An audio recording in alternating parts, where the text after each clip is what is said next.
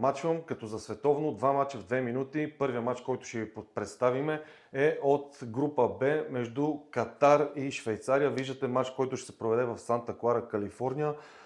Може да кажем за Катар, 6 мача са без победа, 3 или 4 мача даже не успяват да отбележат гол.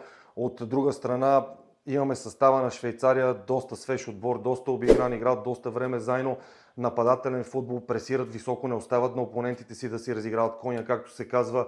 Имат 14 мача, 8 победи, 5 хикса и една загуба от Германия в последните минути.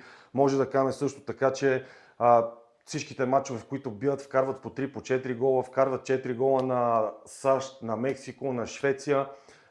Тук всичко друго, освен победа на Швейцария, ще е някаква сериозна изненада и ние мога да ви предложим да опитате Швейцария да спечели и Катар да не отбележи на около 1,80.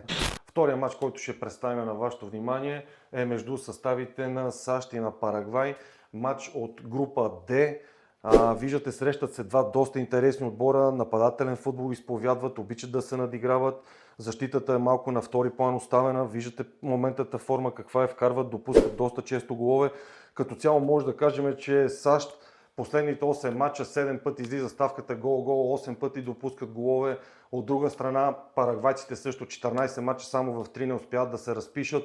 25-та година края се срещнаха тези два отбора, 2-1 за САЩ свърши матча. Може да обърнем внимание на нападателите само.